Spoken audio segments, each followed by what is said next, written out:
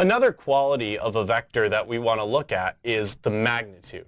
And the magnitude of a vector is going to be given by these double bars on both sides, and it's going to be equal to the square root of the first component squared plus the second component squared plus the third component squared.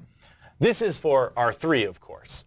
Now, this can be generalized to higher dimensions and also to R2 itself. So think of the magnitude, though, in R3, since we're going to be mostly dealing right now with three-dimensional vectors. So now that we've learned a lot about these vectors, we have to talk about some properties of them, because we want to be able to manipulate them and know whether or not what we're doing is valid.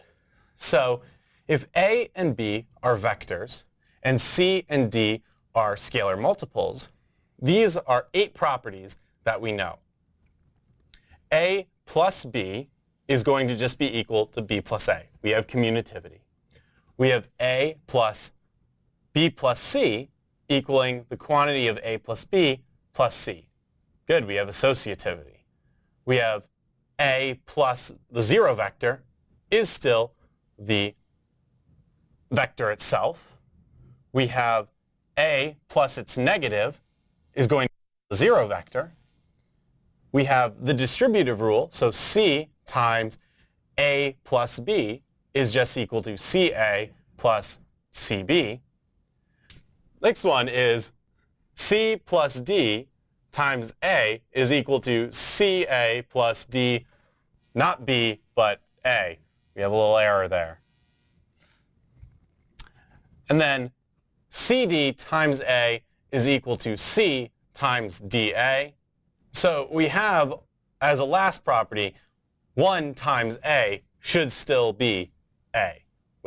So these are some very nice algebraic properties we have of vectors that can be used to manipulate vectors.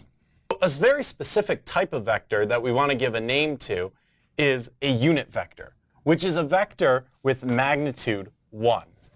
Now, we have this unit vector, which is a vector of magnitude 1, and we have very specific ones that we'd like to talk about. The first being I, which is the unit vector 1, 0, 0, which is 0, 1, 0, and K, which is equal to 0, 0, 1. And because we like them so much, we give them these little hats.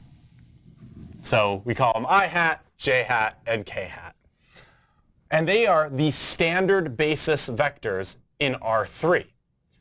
The reason why we call them a standard basis vector is that any vector, ABC, we can actually write as a combination of these standard basis vectors. We would just write it as A I hat plus B J hat plus C K hat.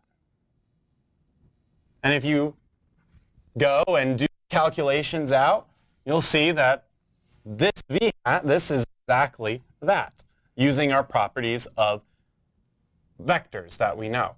And that's why we call it the standard basis vectors. We can also refer to these individual parts as components. So I may talk about the ith component of V, or the J component of V, or the K component of V. This is just something very helpful and useful to remember. So we've discussed these standard unit vectors, but there's more than just that. And in fact, any vector, we can have a unit vector associated with it.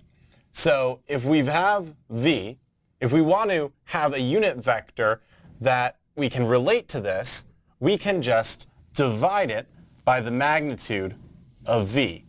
And this would be the unit vector in the direction of V itself. Because obviously, whatever this magnitude is, if you divide it by this magnitude, it's going to have, therefore, a magnitude of 1. So we call this the unit vector in the direction of v. We can also call this v hat. If we recall our trigonometry, we could actually write this vector in terms of our ith component and our jth component, because we know that the magnitude of v is just the hypotenuse of this vector. So what is this length here, the ith component? Well, that's just going to be the magnitude of v cosine of theta, and that's the ith component, or x component in our classical terms. And then the last one would be the magnitude of v sine of theta in the jth component. This only, of course, works explicitly for R2, but we could generalize it to R3 and more higher dimensions, but it would be a little trickier than just this.